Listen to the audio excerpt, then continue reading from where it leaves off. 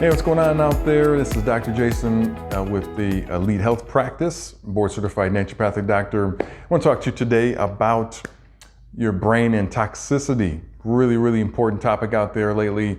It's a huge epidemic out there with people having issues with cognition, short-term memory loss, brain fog, just feeling off, right? Just can't recall things, maybe migraines and headaches, things like that. So our brain is an incredible just machine, just unbelievable instrument. If you got a chance to study that like I have, it is unreal. And we know like 1% of 1% about the brain, what it really does. But I can tell you this much, the toxins that you accumulate just from being a human can really impact brain health. So how do you detox from those? Let's talk about that a little bit today.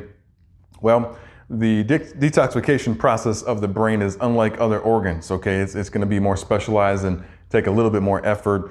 I'll give you one example, like the liver, for example, goes through many different steps of detoxification. There's many phases in the liver. Let's say, for example, you could just use protein. Your liver will actually conjugate toxins using protein, amino acids, and get them out of your body. It does that every day, every minute we're alive. You could also consume something like lemon water with a little pinch of salt in there, with warm lemon water first thing in the morning. That helps cleanse your liver. Just give you an example of how simple we can make liver detoxification in the brain. Not so easy, okay? The brain is not a metabolic organ. What does that mean? The more you use a muscle, for example, or like something like the liver, when you use that, we're going to increase blood flow to that, right? And we're going to be able to do more metabolic work inside that organ or that piece of muscle tissue. The brain isn't like that.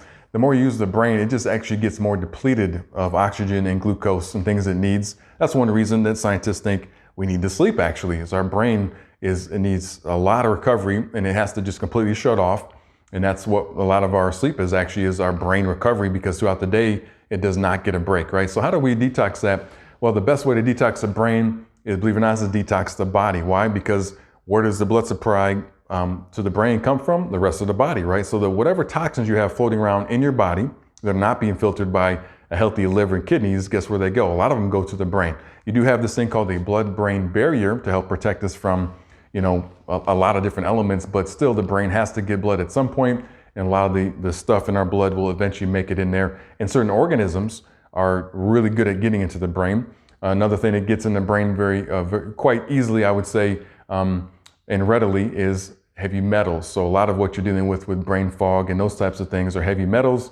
That's an entirely different video, but basically you have to work with someone how to cleanse and chelate and detox some heavy metals. That will tremendously help your brain, tremendously. One of the easiest things you can do, though, you can do right now or in your current life, is increase fiber. Fiber is huge. Fiber doesn't go to your brain, no, but what it helps you do is as your body circulates your volume of blood through all your bowel, it goes through our bowel down there, and fiber will help absorb slowly over time. It can take months. It'll start to actually bind some of the heavy metals and remove them from your body. Literature is pretty clear on that. Just increasing fiber reduces heavy metal load, even if you're very toxic with heavy metals. Okay, so that's one big thing you can do. You can also stay hydrated, making sure we have sufficient levels of water in our blood helps our brain work better. It helps it get rid of toxins a little bit faster. Another big one is breathing. Breathing is huge. In order to get oxygen to the brain, it actually has to take it from muscles, believe it or not. It has to steal it from muscles, especially while we sleep. So when you exercise, you increase respiration, right? Your breathing rate, and you end up storing extra oxygen or extra oxygen compared to, again, not respirating heavily in your muscles. And then at night, that's actually used to reestablish brain health, okay? It really helps recover the brain from all it did all day. So those are some things you can do. There are some other targeted supplements, things you can take. I'm not going to name those. I don't like doing that. You're a unique person. You need to work with a practitioner to find out what you need. But again, brain detoxification goes as whole body detoxification goes. So I encourage you to work with someone to work on kidney detox, liver detox. If you have problems with heavy metals, parasites, if you're having issues like that, deficiencies of nutrients is really big. Magnesium's a big one. You really need to identify those specifically in your individual case and find out what you can do to improve those. When you improve these overall holistic markers in your body, your brain will thank you. You know what? Another huge one is the omega-3 fatty acids. Huge for brain health, just massive. There is this little guy called lipopolysaccharide, that increases with a low omega-3 diet. Okay, so I encourage you to work on high omega-3 foods like grass-fed meats, venison, wild game, things like that.